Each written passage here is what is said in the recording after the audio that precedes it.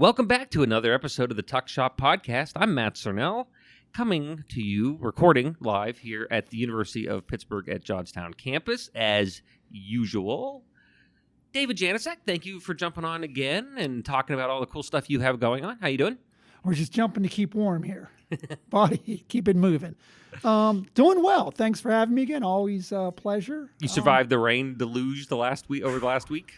Building an ark. I guess it's Johnstown. I keep a 100-year calendar, so you know when the next major devastating flood's going to come, I guess. There you go. Very upbeat start of the podcast, David. Thank you a lot. You're just a constant source of joy in my life. What do you have coming up that you wanted to talk about? Yeah, big thing coming up. I know we talked a little bit about it before. I'm just going to do some updates. I know our guest today is going to talk about something we're real excited about, bringing back the alumni golf outing. But as I mentioned before, that alumni golf outing is going to kind of be our soft kickoff for the all-Greek reunion that we're planning for May 31st to June 2nd.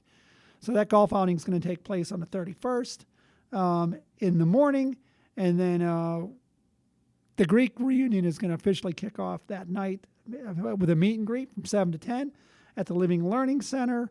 The neat thing about it is if you came into that meet and greet, you could literally stay the night at the Living Learning Center. We've made arrangements to stay either at the Living Learning Center or at Willow, June 1st, which is a Saturday. So if you did stay that night, you'd be up nice and early, bright and early and bushy-tailed to come to the Mimosa Brunch at 11 o'clock. Can't have a reunion without Mimosa Brunch, 11 to 1. Then we're going to do some tours again from 1 to 5. And then the big reunion part starts that evening in front of the Student Union underneath the gazebo from 6 to 11. Yeah, 6 to 11. I couldn't read my own writing. From 6 to 11. Nice thing about that, if you've got that lodging again, guess what? You're staying on campus, man. So I'm going to give you a quick website. You can go and get all the details as far as accommodations, menus, pricing, so on and so forth. That's a real easy one. www.upjgreeks.org. Real easy one to follow. We've got about, I think at last count this morning, about 40 individuals coming up from all different fraternities and sororities. There are some that are missing. So if you're hearing this and you're a Greek out there and you want to get your organization up here, hey, it's going to take Greeks to ask Greeks. So let's get them up, and we're going to show you guys a good time. Great. Thank you, David. Yep. I am real excited to welcome Jim Sestrich, alumni and current student, in a way, to the show. Jim, thanks for coming and spending some time today. My pleasure, Matt. And as you describe it, I am a current student, but I'd like to talk a little bit more about the golf outing that David so eloquently gave us some statistics about what was happening.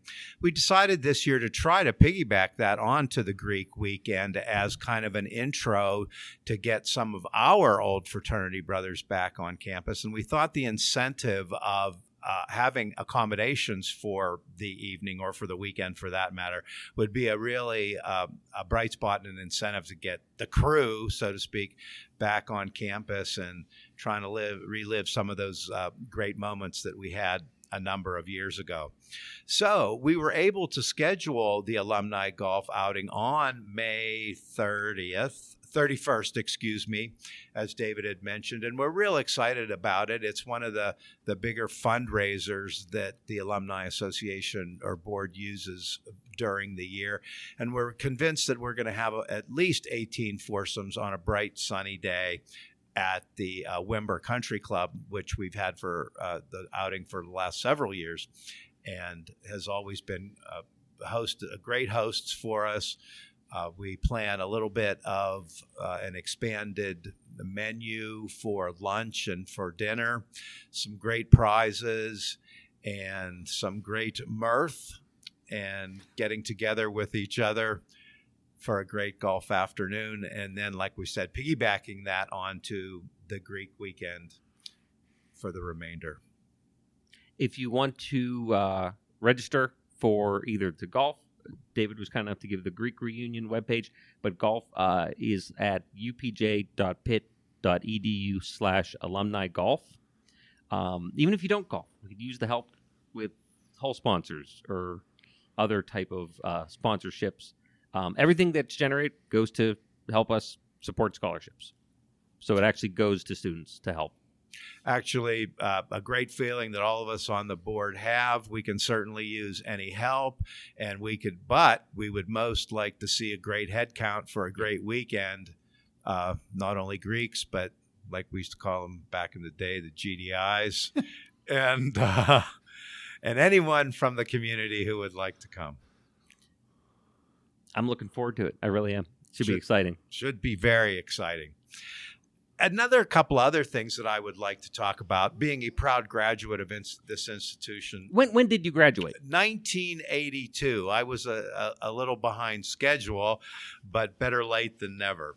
And what was your degree in? My degree was in biology. I took that a little bit further and went to some clinical training at Conemaugh Valley Memorial Hospital at the time in medical technology, and those folks are the individuals that do all your blood work, do your blood transfusions, and test you for various other things so that your doctors can make a proper diagnosis and then hence your treatment. Well, I didn't stay at the bench very long and got involved in healthcare information systems for various departments within the laboratory. But what I'd like to talk about a little bit more, and then, of course, there was probably about a 40-year absence until I retired, till I began to try to get involved a little bit more in the university. And the major part of that was I found out about a program here at UP-Jug called Learning Plus, which allows folks that are a little bit older, I think it's a 50-year-old cutoff, I believe. And then by filling out a short application, and I mean short application, and selecting a couple of classes that are offered from the registrar, you can then audit a class here at UPJ at no cost. Of course, you don't earn any credits, and then you can work out with your instructor if he or she allows you to audit that class, if you'd like to be graded, participate in class, and that sort of thing. When I retired at the first of the year, I was looking for something to keep me active for a few hours a week, and then, of course, challenge myself and convince myself that, yes, I still do have some cognitive skills available if I can pass a college course with a reasonable grade. We're about finished with the first class. It's been very enlightening. I've learned an awful lot about something that I didn't know. Some things that are applicable to everyday life, some that kind of aren't. It's great being back in an academic environment with some younger folks. Dr. Kerrigan did a great job of teaching the class, teaching all of us, very patient with things that we didn't know, and very encouraging with things that we do know. Was not an easy class, but I'm glad I undertook it. And I would encourage everyone that might be interested in doing something like that to get in touch with the admissions office and try to learn a little bit more about it. It's available every term here at Pitt, and make you feel a little bit better about yourself, if nothing else. I did a quick consulted the book of knowledge there on the internet. It's 55. 55. Sorry about that. Cutoff. I wanted to sneak a few more people in there. But you can just take a peek, search the webpage, or do a Google search for Pitt Johnstown, and you'll find the admissions page, and it's right on there.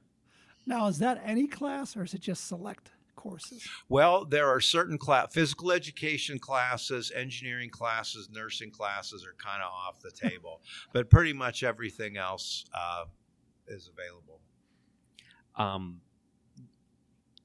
With that type of career, with the career effectively in between classes, from the last class you took in the early 80s to today, biggest changes. What has changed when going into that classroom in spring of 24 that you said, wow, that is a major difference? The biggest difference that I saw, and I perceived this right away, was what I called it was input-output, is that everything is much more computerized these days than it was 40 years ago. Can recall vividly on registration day, we'd go down to the gym and there would be the lines there, and the professors would be there. You'd try to sign up for the class. It might be full. You'd beg to get in there because I need it, and all of those sorts of things. A lot of the tests and how you submit them are online. Your grading comes back, online.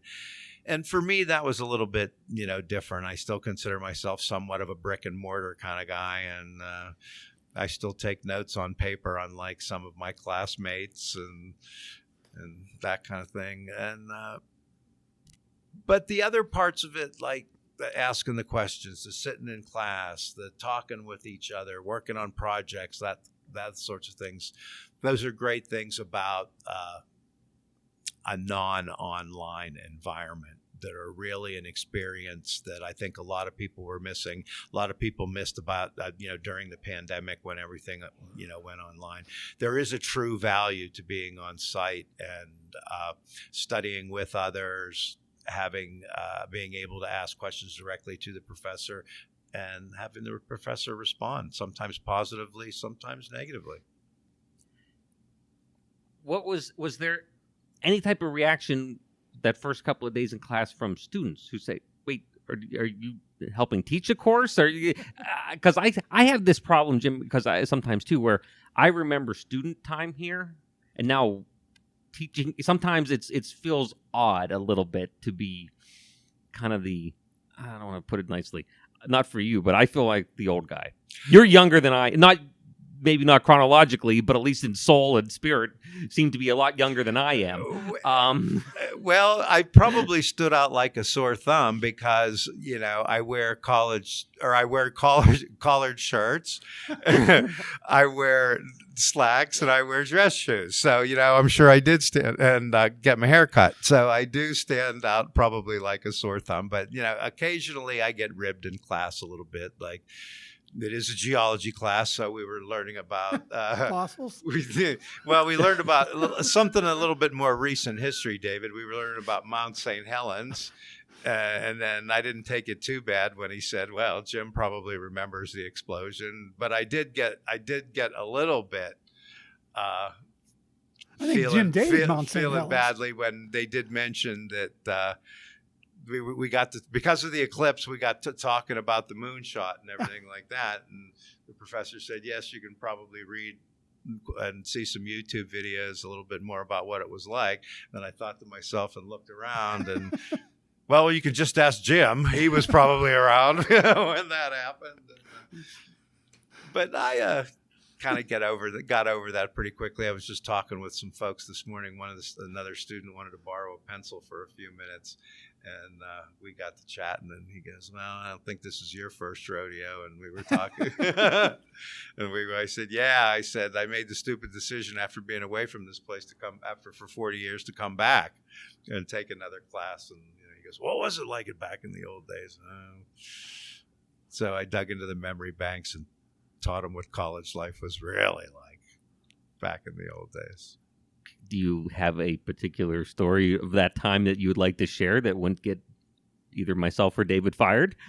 Not sure. Some that I would like to share publicly, but one thing that is considerably different is we didn't have internet. We didn't have television. A couple of guys had a little portable TV, and maybe we could get a fuzzy channel 6 or something like that. So we had to make a lot of our own entertainment. So there was a lot more hanging around with other people. There were a lot more group events. There were a lot of loud stereos and vinyl turntables, records, and that sort of thing. Don't know for sure, but I think the population of the campus was probably a little bit higher than that back in those days. That's quite a difference. And I think that's a big part of college life that might be missing now. When you think about your time in the program here this term, would you do another one? Absolutely. And where? Do you have a particular place that you would think about it? Have you thought about where you would want to go? To school? No. Oh, for the learning next class. Oh, yeah. What department? What division would you? well, I don't know. This geology thing kind of says, pretty interesting. I'm not sure I could handle the next course. I believe it's structural geology that is the next one, and I guess that's how the rocks are built. So hopefully Dr. Kerrigan's not listening to this.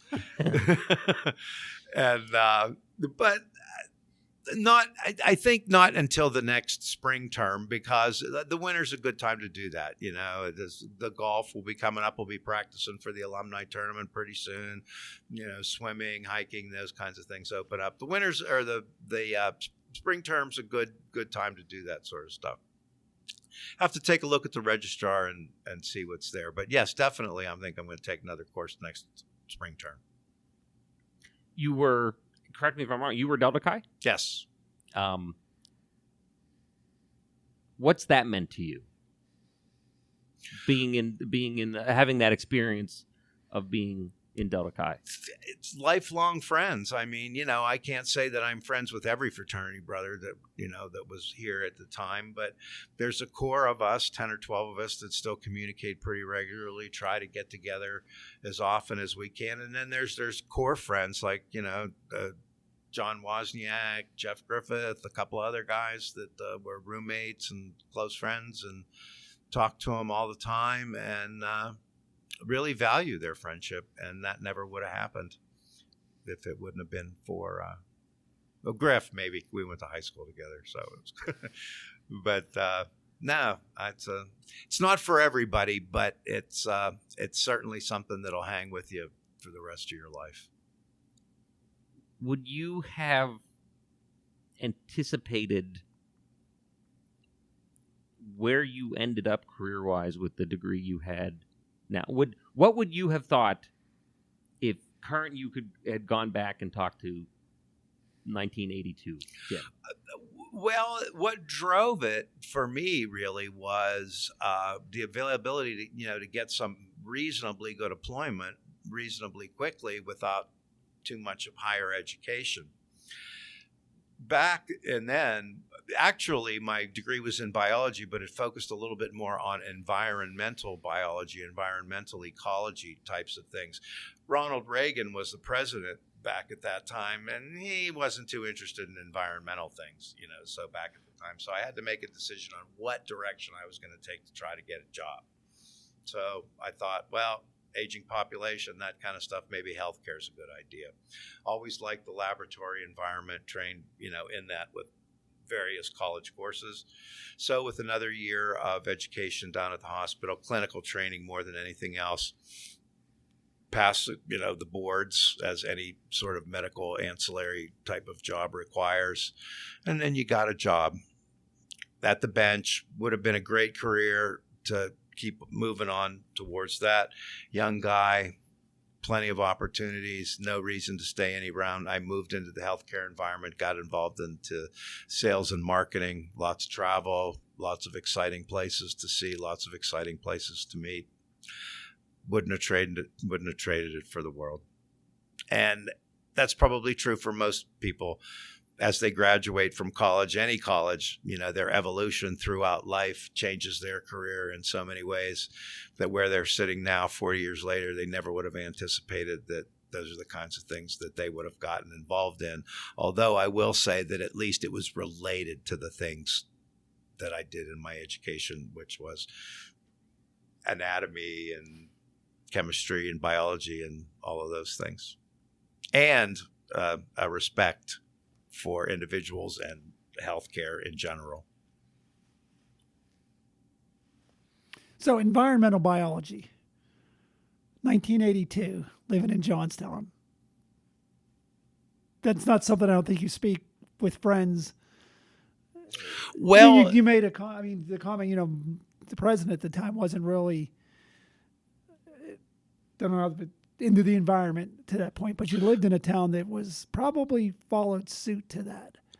It was, and UPJ at the time was perfectly suited for that. It was before the flood when I started, And the nature trails were evolved into a much more, I'm going to call it old world type of environment, that the trails were cut through, that they were worn, there were old types of growth and vegetation. There was a much more diverse animal type of population there. After the flood came and zipped down the whole in 1977, it changed the whole environment of the area. A lot of it was still there, but a lot of it was changed not only by the flood, but by human intervention and flood control later on. Now, environmental biology still lived on here at UPJ, but in a different form. So that was the reason why I chose that, because I always had an interest in, animals and life and that kind of thing. And it was just a good fit. I'll tend to ask folks, and it's almost a self-serving question, because you certainly have addressed parts of it, but I think it's ironic that I'll often talk to people on the show here, and I'll say, if you can go back and talk to yourself or talk to a student who's in a class now, what would you tell them? But you actually get to live that. So it's always a self-defeating question, because you've talked about that. So I guess I'll ask it from a different perspective. The concept of, what would you say, is anything different that you would say could we do better to get back to from your time here? Because you talked about writing notes. And I find that sometimes in classes that I've taught, the students that tend to write notes versus type them seem to do better.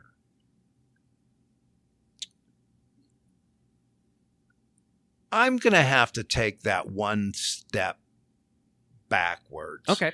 And I think that I'm going to blame public education a little bit on that one, whether it be private or whether it be charter, cyber, or brick and mortar.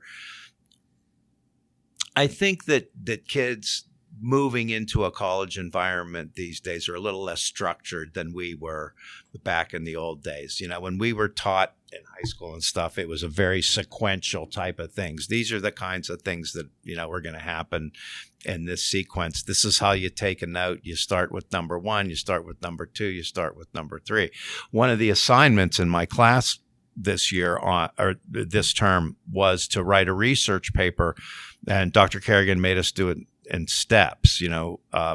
First submit an abstract, and then submit some citations on the references that you were going to use. And the third one, what was kind of surprising, is that he asked us to submit an outline. And I was always taught that that's just part of writing a paper.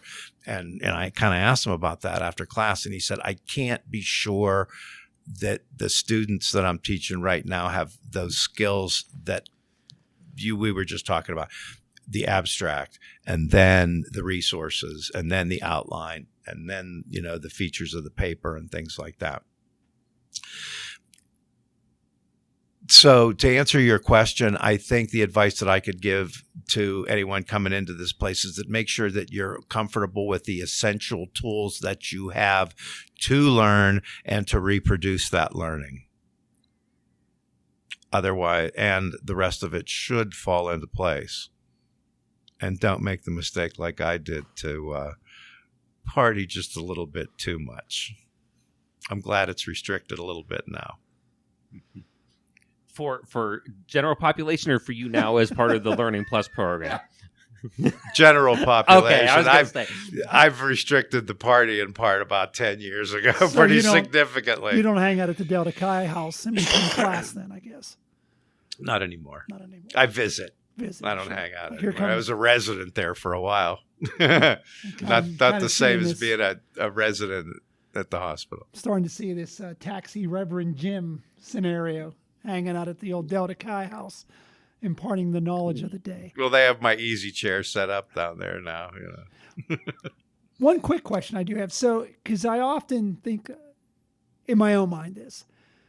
So 1982 Jim Sestrich.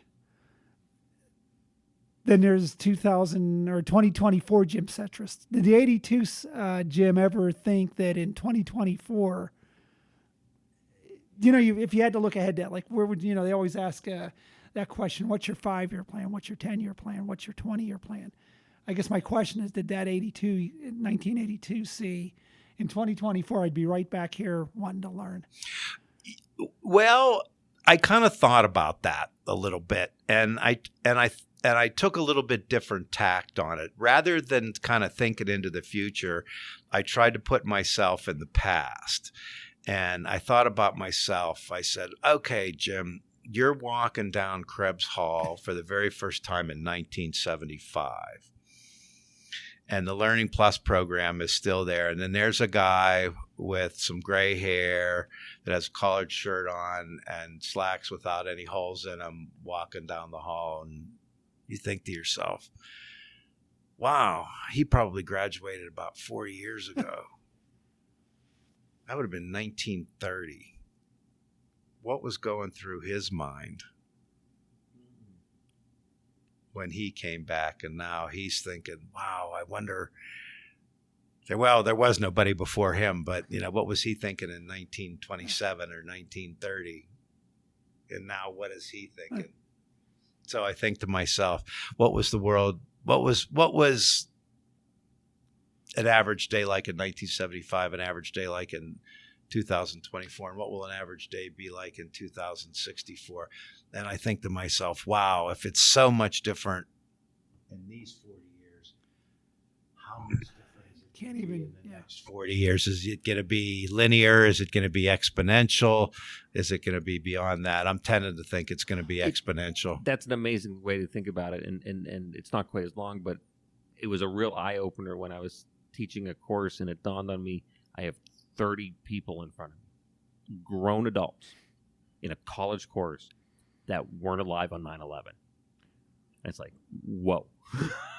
But thinking back, that's really what it is. Somebody walking and talking to you as a freshman who had attended Johnstown School of the University of Pittsburgh, Johnstown College at that point in 1930. What was going through that guy's mind? Wow. When he thought, boy, what was it like for me in 1927 and now in 1975 after a whole career? Maybe he was a chemist. That was before the electron was discovered. Yeah. I can remember attending here, and we called, the title was the continuing ed student. So I would get in a class, and I can remember this, and I don't know how this is going to sound, but I can remember you'd get into the class, and there was everyone that was of that, 18 to 21 years, and then there would be a continuing ed student that was in your class. And I can remember the first thought in my mind, and you can take this whatever it will, was, what is he or she doing here? Like I would see like a 50-year-old guy come in and be like, and it was from the point that I would think it from like, why are they here? They've lived life, they've learned everything, but they're back into a college setting. Like what do they plan to accomplish? I know why I'm here. I got to get my degree and move on. But I can remember several people stand out in classes I had that it was like, and I still see it now when I walk on campus and I see a continuing ed student, and I think, why are they here? Why did they come back? Is it just, to your point of, the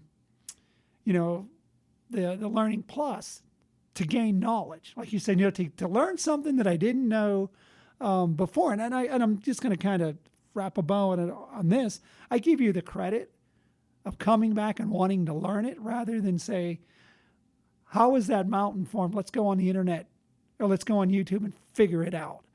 You really come back and you do that with learning really, back in the, with Socrates and Plato. I mean, they sat around and you learned. You didn't, let's get the quick facts. So, I think that's the way you do it. Yeah. You sit with a group of people and have someone who knows about it, and then they teach you.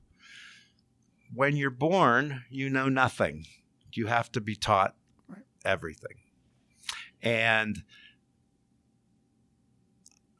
I wanted that experience of being that guy of 1927 walking down the hall in 1975. I want to be that guy walking down the hall in 2024, knowing what it was like in 1975. One of the nice things about the program and how it's structured is something that I actually saw happen with you a couple weeks back was the concept of, and I have to see the other side of it, teaching a course where you ask a question and everyone just kind of sits there quiet. It's new. Everyone's not real sure. You come in as a person who's had a career and experience, a little more willing to engage. And I've seen students talk to you after class because you've come down and say, "Hey, thanks for asking that question. I was thinking that, but I don't want to." You've actually helped because other students have told you that sitting there. I've seen them tell you that, "Hey, you ask good questions."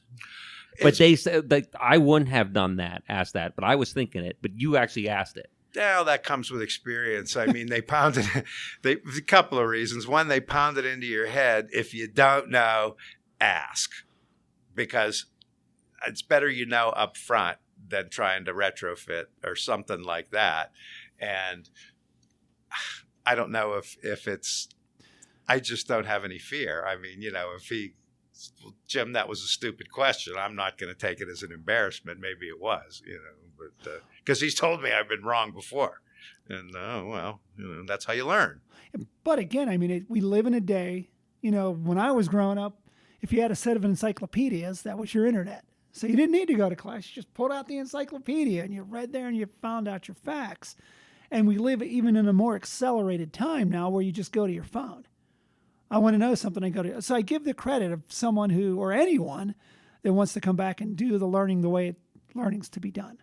The sitting, the interacting. I mean, you made a point earlier that, boy, we all lived through the pandemic, and we all had to adjust, and we all figured out that how much could we learn with limited or different resources, and we learned a bit. But you said something, that it just is there's no. I don't want to say excuse, but there's no replacement for that actual learning. David, you bring to mind something that I was actually with my dentist relatively recently, and he was asking what was going on, and we were talking about that and stuff, and we, and the conversation evolved into research and things like that. And I said, "Doc, I was doing my research paper for this, and I'm sitting there, I got one computer here, and I'm looking at this, and I'm typing it on the other one, and something like that." And I said, I kind of felt like I was cheating because, and he was about as old as I am. And I said, he goes, you back in the day, you'd go do a research paper, you and a couple of your buddies, you'd go to the library, you'd find a table, you'd pull out your books, you'd sit there, you'd talk with each other, you'd write down notes, you'd say, "No, I don't think that's right. I think you're in a blah, blah, blah, blah."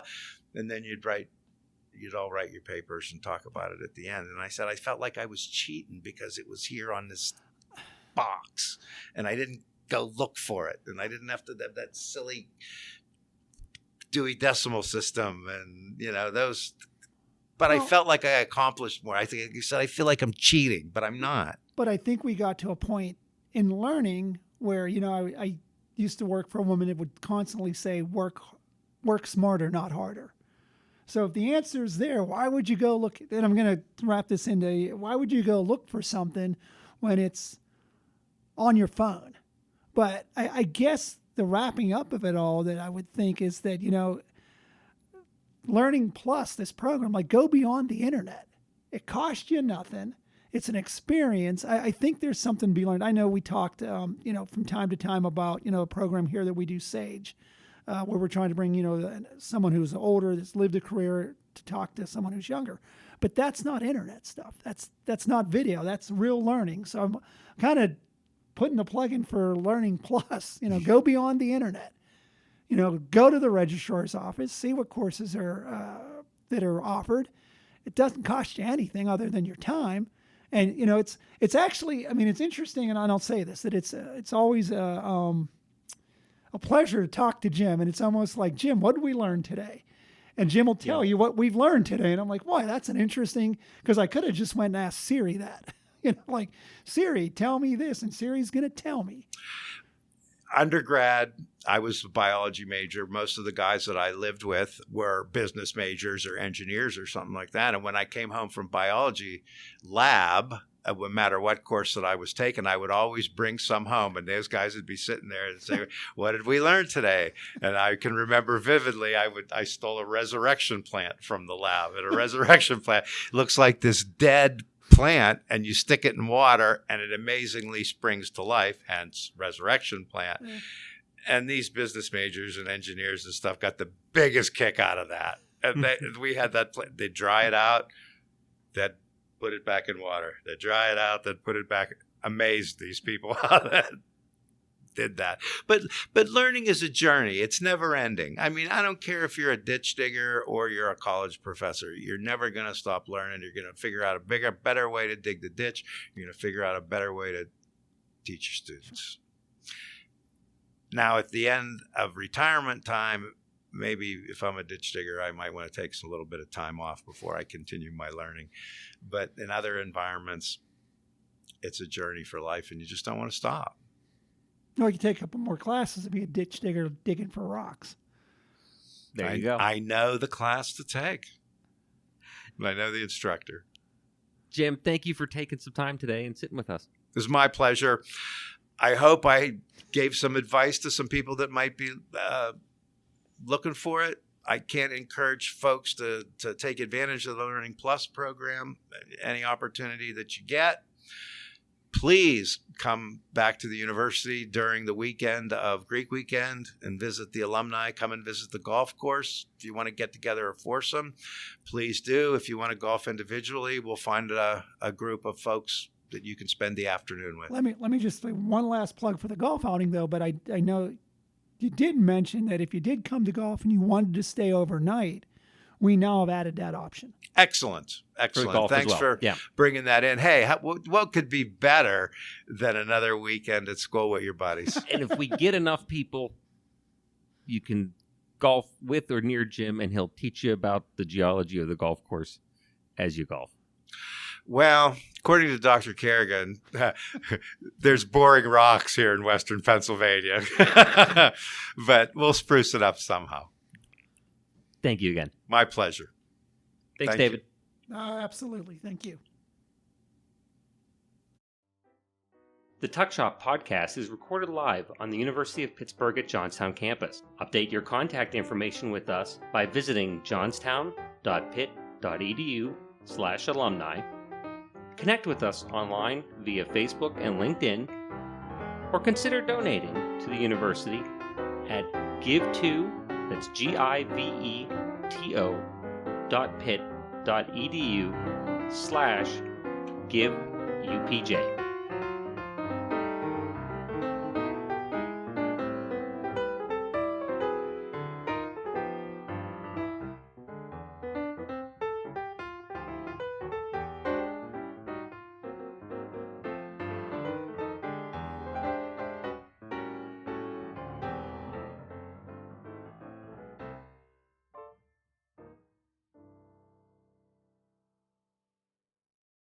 This has been a production of Quantum Wave Media. Views expressed do not necessarily reflect the opinion of the University of Pittsburgh at Johnstown.